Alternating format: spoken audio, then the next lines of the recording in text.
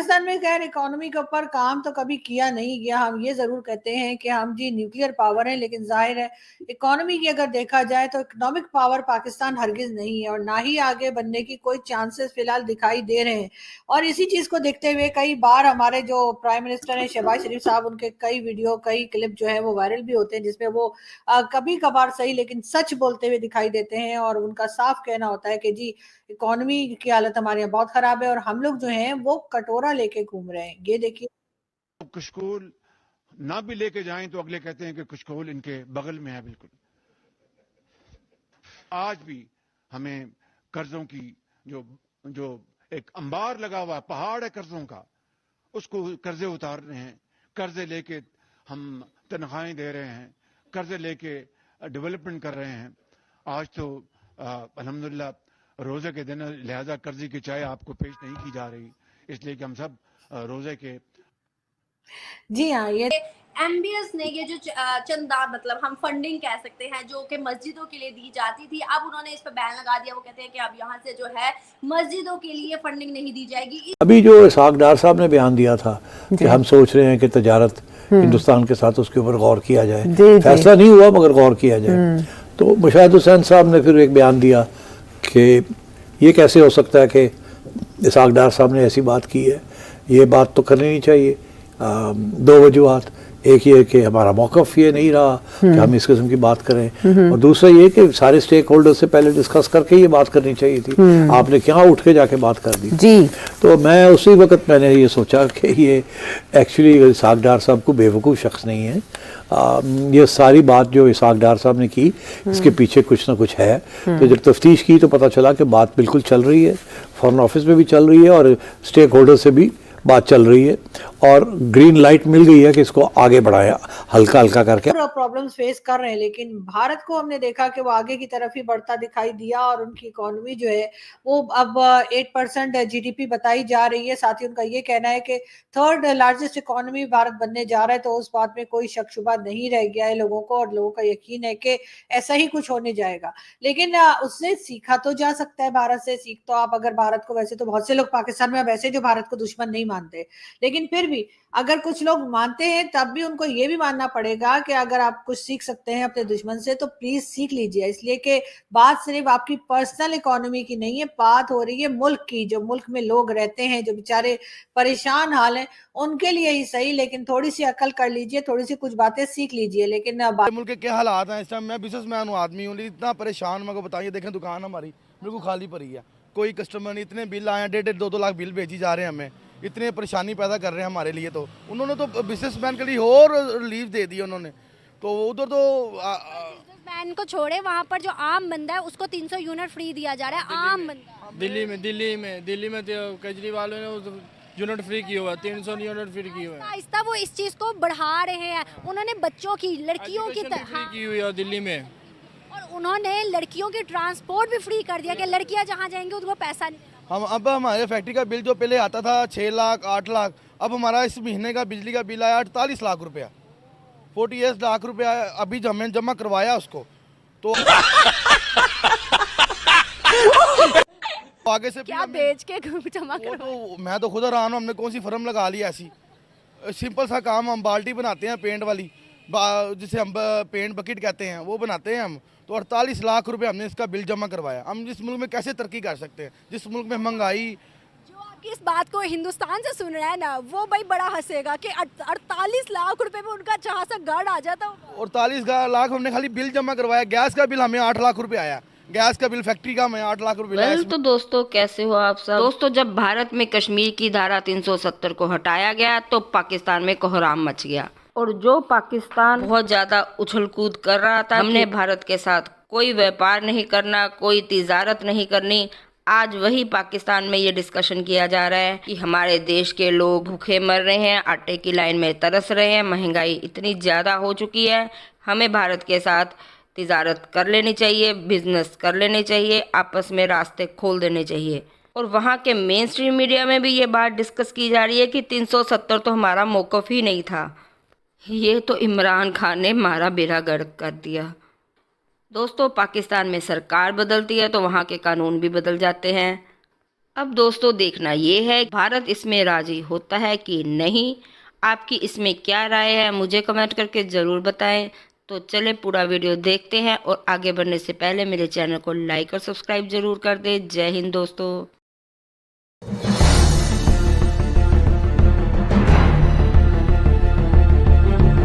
ये तो पाकिस्तान तो पहले मगर खान साहब ने उस वक्त बड़ी स्ट्रॉन्ग लाइन ले ली कि जी हम गालियां भी देनी शुरू करती नरेंद्र मोदी को, और फिर ये कि जी हम तजारत भी नहीं करेंगे, एम्बेसडर भी विड्रॉ करेंगे। तो वो मेरा ख्याल है जंप द गन, वो सोच रहा था कि अवाम को ये बात पसंद आएगी। जी जी। आज मैं आपको बता दूं वही आर्ग्यूमेंट्स जो उस वक्त दिए गए थे फ्रॉम द एस्टैब्लिशमेंट, आज एस्टैब्लिशमेंट के जो तज्जियाकार हैं, जो उनके करीब हैं, वो यही आर्ग्यूमेंट्स फिर दे रहे हैं कि ये क्या हो गया, हम तो उस वक्त भी नहीं मानते थे।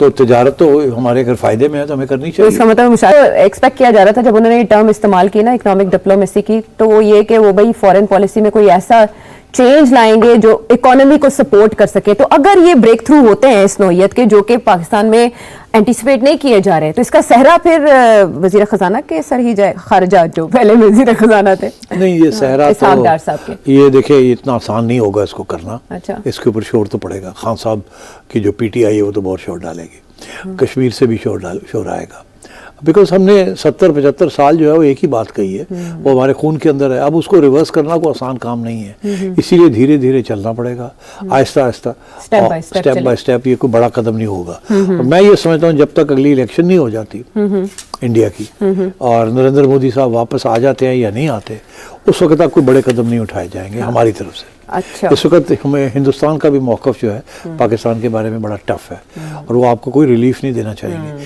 क्योंकि हम तो रिलीफ चाह रहे हैं ना ट्रेड के साथ, कि जिन जिन चीज़ों की यहाँ कीमतें ज़्यादा हैं अगर हिंदुस्तान से अक्रॉस द बॉर्डर आ जाती हैं तो इन्फ्लेशन कम हो जाएगी, स्पेशली फूड इन्फ्लेशन। तो इस किस्म के इश्यूज़ हैं। देखिए अब सोचिए तो सही आप आयशा जी, कि हम हिंदुस्तान और अफगानिस्तान के दरमियान जो तजारत है उसको फैसिलिटेट कर रहे हैं, वो पूरी फुल फ्लेज हमारे दरमियान, हम सारा सड़क तो हमारे दरमियान, हाँ ब्रिज है, हम दोनों ब्रिज है, तो वो उनके दरवाजे हमने नहीं बंद किए। हाँ। अफगानिस्तान और इंडिया को वो फायदे ले रहे हैं, वो लेकर कर रहे हैं, हाँ। और हम लेके बैठे हुए कि हम नहीं करेंगे। ये बताइए, सोचिए तो सही। तो मतलब है कि इसमें बहुत सी खामियां हैं हमारी करंट पॉलिसी में, और अगर ये तब्दील होती है तो इसमें फ़ायदा। जो एस्टैब्लिशमेंट का मौक़िफ़ है ये मैंने पहले भी कहा था, और उस वक्त जब मैंने ये बात कही तो कुछ लोगों को ये बात पसंद नहीं आई थी। जनरल बाजवा के दौरान जबकि ये 2019 में जब आर्टिकल 370 उन्होंने वापस लेके और कश्मीर को मर्ज कर लिया जी, तो हमारी गवर्नमेंट का एक इमीडिएट रिएक्शन था कि हम तजारत बंद करते हैं, एम्बेसडर्स को विड्रॉ करते हैं। ये इमरान खान साहब का मौक़िफ़ था जो कि उन्होंने जाके पार्लियामेंट में ले लिया किया अच्छा। था। मगर उससे कबल एक कोर कमांडर्स की मीटिंग हो रही थी जिसमें यही सब्जेक्ट डिस्कस किया जा रहा था। उसमें उन्होंने 2-3 हाई पावर्ड वकील भी बुलाए हुए थे। अच्छा। और उसके बाद जो बयान आया ISPR की तरफ से वो बड़ा इंटरेस्टिंग था, मैंने उसकी तरफ तवज्जो दिलाई थी, मगर वो गुम गई बात, बिकॉज खान साहब ने इतना स्ट्रॉन्ग बयान दे दिया था। जो फौज के अंदर जो लीगल ओपिनियन था वो ये था कि ये 370 जो है जिसके ऊपर इतना कुछ हो रहा है, हम तो इसको मानते ही नहीं है। हमने पहले दिन से इसको नहीं मानता, बिकॉज ये UN रेजोल्यूशंस के खिलाफ था। ये शेख अब्दुल्ला ने और नेहरू ने ये ड्रामा किया था, और ये ड्रामा जो है हमने उस वक्त भी इसको मुस्तरद कर दिया था, और आज भी हम नहीं इसको मानते। तो अगर वो उसको उठा के बाहर निकाल दिया तो हमें इससे कोई तकलीफ नहीं है, हम तो UN रेजोल्यूशंस के ऊपर बैठे हैं। तो ये बात कोर कमांडर्स की कॉन्फ्रेंस के बाद जो प्रेस कॉन्फ्रेंस आई उसमें ये था कि नो बिग डील, मतलब है कि कर लिया इन्होंने, हम तो पहले नहीं मानते थे इसको, तो इसको इन्होंने लाए, हम नहीं माने, ये ले जाए, हमें क्या फर्क पड़ता है। हाँ, और कश्मीर की जुदागाना हैसियत तो पाकिस्तान पे ना इधर गैस है, ना इधर बिजली है, ना इधर एजुकेशन है, ना यहाँ पे गरीब आदमी के लिए कोई सहूलत है, ना कोई बिजनेसमैन के लिए कोई सहूलत है। हम हमारे लिए तो दिन ब दिन मुश्किलात पैदा करी जा रही हैं हुक्मरान। अगर हम देखें ना तो जिस तरह से यहाँ पर तंगी की जिंदगी गरीब तबका स्पेशली बहुत ज़्यादा गुजारा है, और उसकी यही डिमांड है कि भाई या तो हमें रोटी सही से दी जाए, नहीं तो फिर हमें फ्रीडम दिया जाए बाहर जाने का, हमें इतना सहूलियात दी। लेकिन बाहर के मुल्क भी अब पाकिस्तानियों को एक्सेप्ट नहीं कर रहे, ऑन अदर हैंड इंडियंस को कर रहे हैं। क्या लगता है कि वहाँ के PM ने एक काम किया है, एक नाम बनाया है कि दुनिया में जहाँ इंडिया का पासपोर्ट देखा जाता है ना वहाँ पे जी सलाम अलैकुम आ जाए ये कहा जा रहा है। बिल्कुल ठीक कह रहे हैं वैसे, क्योंकि हमारे पाकिस्तानी जो पासपोर्ट उसकी तो वैल्यू ही खत्म हो गई है। वो तो जैसे ही देखते हैं ग्रीन पासपोर्ट है, इनको कहना है इसको लाइन पे लगाओ पीछे। एयरपोर्ट में वो पाकिस्तानी पासपोर्ट का ये हाल करते हैं, मैं आपको बयान नहीं कर सकता। पीछे मैं अभी सिंगापुर गया हुआ था, ये तकरीबन कोई 1.5 साल पहले की बात है। उन्होंने हमारे पाँव की जुतियाँ थी कि उतार दी उन्होंने, उतारो जुतियाँ भी उतारो। दूसरी कंसर्न उनसे ये है कि बिकॉज यूर न्यूक्लियर पावर, वो ये चाहेंगे कि इंडिया के साथ थोड़े से आप तल्लुकात अच्छे रखें। अच्छा। बिकॉज वो सारा वक्त फिक्र करते हैं कि यहाँ जो नेबरहुड में Islamic groups with weapons and Pakistan के अंदर इस्लामिक ग्रुप्स विद मिलिटेंसी, तो दे स्केर्ड कि यू नो पहले भी यहाँ ओसामा बिन लादेन भी यहीं से, तो एक ट्रैक रिकॉर्ड भी तो है ना हमारा, तो इसलिए I think they will support this resumption of trade with between Pakistan and India. तो इस किस्म की इश्यूज हैं, मगर वो जो था ना कि 20 अरब डॉलर आपको अमेरिका ने दिए ड्यूरिंग दी फ्रॉम 2000 टू 2020, जिसका जिक्र डोनाल्ड ट्रंप ने किया था कि हमने तो 20 अरब डॉलर दिए और ये हमारे साथ डबल क्रॉसिंग करते रहे। वो अब जमाना खत्म हो गया, because Americans have not much of an interest left in Afghanistan. Okay, तो हम तो कौम ही नहीं बन सके। हम देखे ना सर, पड़ोसी मुल्क में इंडिया के, हाँ इंडिया के अंदर मोदी है, भाई खुश है या नहीं खुश, सब मोदी के पीछे लगे हुए हैं। 10 साल दिए उस बंदे को, अगले 5 साल भी उस बंदे। लेकिन अब मैडम उनके वर्क देखे हैं मोदी का, उन्होंने काम किया है, मुल्क को तरक्की याफ्ता किया है।